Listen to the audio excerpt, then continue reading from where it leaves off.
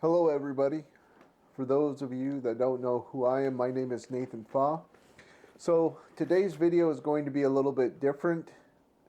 I'm going to be reading a letter that was written by my great-grandmother, Della Stevenson, in 1935.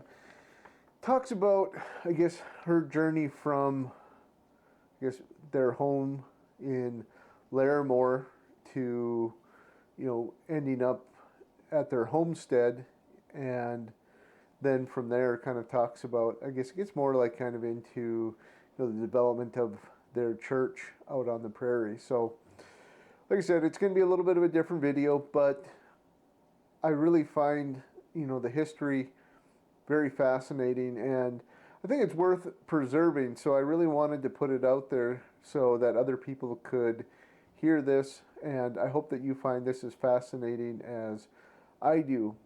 The other part of this, which I'll talk more about at the end of the video, I really think that there's something that really speaks to just the idea of just, the strength and determination, the importance of faith. And I really think that that's something that ties in well with the other videos that we've posted. So I'll get right into reading this letter. The fall of 1900, Mr. Stevenson and his brother Tyrus filed on their land. In the spring 1901, myself and our 2-year-old daughter Eva, coming from Larimore to Granville by train, Mr. Stevenson meeting us with team and buggy driving 36 miles to our present home, just a little shack, 12 by 16 foot. The lumber hauled by team for Minot and was sodded up for winter. We still have the shack on the place. Loading 2 cars at McCanna, a small place near Larimore, we shipped to Granville, the nearest point coming up here where neighbors were very few. Our first crop came in the summer of 1901 and was flax, and of course we had a garden, breaking up the sod for it. As far as church work, nothing had taken place, but around 2 years later, 1903, a nice summer day, a Reverend Thomas Johnston came. He being a Sunday service missionary, he organized our Sunday services, and services were held at intervals by him. The first Sunday service and church being held in a shack owned by Mr. Ed White. Our next was a student minister, a Reverend Pittman, for a short while in the summer. Day school was also kept in this same building. The spring 1905, the Reverend J. Way Huey came as a student. The first time we saw him, he came by bicycle to our place. He stayed in the community that summer. Ekman Pratt and St. Paul were his appointments. The next summer he came back as an ordained minister bringing his bride.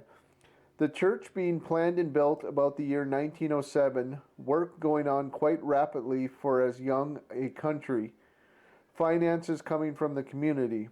Also 2 years a crop of oats was put in, many of the community donating a day's plowing, seeding, and in the harvest time. Proceeds to help along with the debt and the Reverend's salary. The Reverend Huey coming out many days with his horse and buggy to help in the field, shocking these oats, but think the community felt well paid for the effort in this undertaking. The Presbyterian Ladies' Aid was very active at one time, serving suppers, food sales, did lots of quilt making, fancy work, and sewing. About the spring of 1912, Reverend Huey and his family, they having 2 boys now, James and Burkett, left Ekman for the Brantner and St. Paul vicinity and later went to Grandin, and is now at Jamestown on the missionary field. Since Reverend Huey's leaving, we have had no steady minister. Several students of Mr. Himmer and Joseph Gray have had some services by ministers coming from other places, one of which was the late Reverend Robertson. Our church was dedicated about the year 1909, a Reverend Jack coming from St. Paul, Minnesota for the occasion. Reverend W. M. Gable, coming from Glenburn, gave us services for about 2 years, from 29 to 31, of the English Lutheran Church. He and family leaving for Rocky Boy, Montana, taking charge of the Indian mission school of that place. Now we have our present minister, Reverend E.M. Bakken, 1931. Since his coming, the Lutherans have taken over the Presbyterian Church. He has been with us about 4.5 years, has many parishes over the Northwest, services every 2 weeks. Our Lady's Aid is still going strong and did some needed repairs on the church this past summer. Owing to the severe drought conditions, things are not as they should be, but we hope and pray that God, in all his strength, grace, and power, will not see this work cease. Mrs. J.S. So again, like I said, I find, the history just kind of to be very fascinating. And, kind of getting to the second part that I talked about, really just, looking at, to me, what are kind of some of the underlying themes within this letter. I mean, one is just, I guess, I can't even begin to imagine, getting on a train with your 2-year-old daughter heading out to the, essentially the great unknown. I mean, getting on a horse and buggy, going 36 miles, ending up in, at that time, well, still is really, the absolute middle of nowhere, and committing to a life, without without knowing what was going to happen. I mean, living in a 12-by-16 shack, really just chiseled this life out of the prairie. Yeah, I think the strength and determination that they must have had to build this life, to build the community that they did, is really kind of unbelievable. So, I mean, that's really one of the things I really wanted to point out. Is just think about the strength, the determination. I think one of the other things that really stands out to me is how important their faith was. I think regardless of what your, I guess, individual beliefs are, whether you are religious, not religious, ascribe to, some other type of belief system or whatever. I mean, I think that you see the importance of trusting the process, having just an overwhelming, hope, again, a sense of faith that if I wake up every day, I do my part, I work hard, I keep putting one foot in front of the other, that eventually things are going to make sense.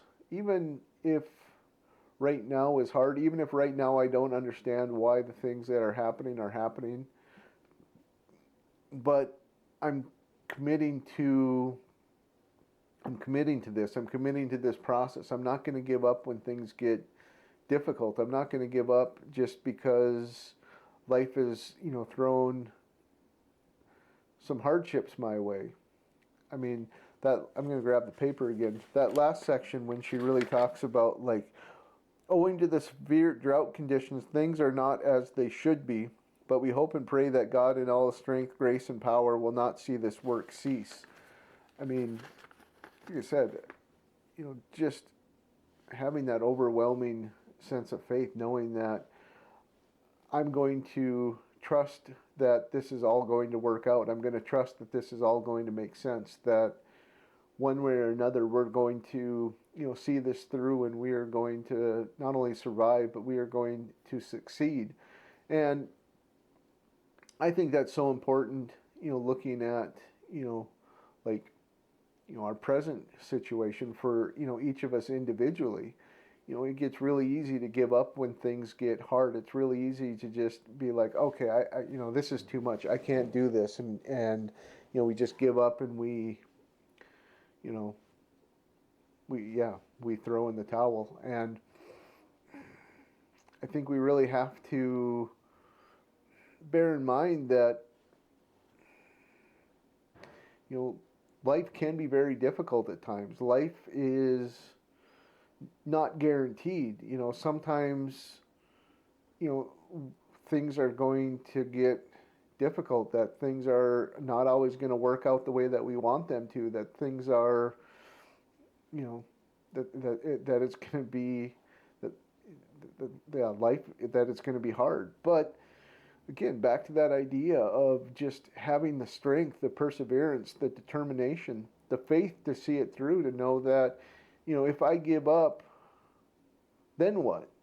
I mean, in some ways, it's seeing that there's no other option other than to, keep trying, to keep pushing, to keep putting one foot in front of the other, controlling what you can control, which is yourself. No matter how bad things get, no matter how difficult life is, I have no control over what ultimately the outside world is going to throw at me, but I can ultimately choose how I respond.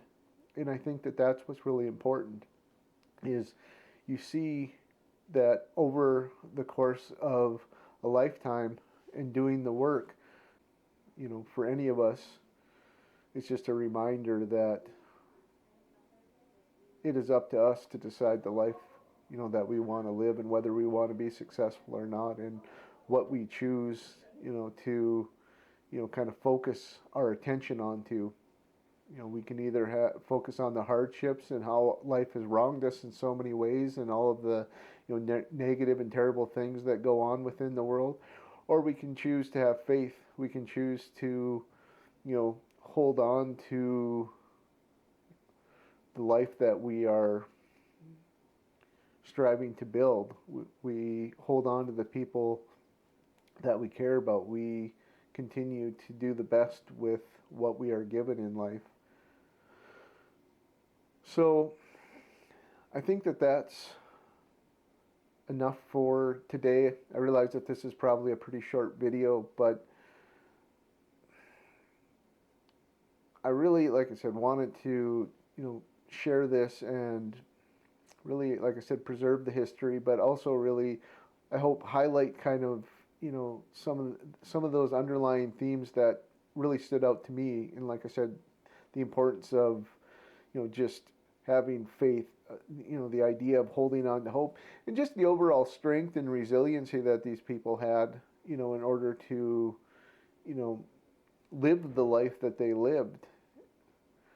So I think I've got several other letters that and kind of stories and things that I have found kind of going through some of my family's history, and I think I will be sharing those at some point in the future as well. And I hope that, as we get into some of those other stories, that you'll continue to, listen, and hopefully that you'll find them as interesting as I do. But for now, like I said, I think that that's enough for today. So thank you for your time.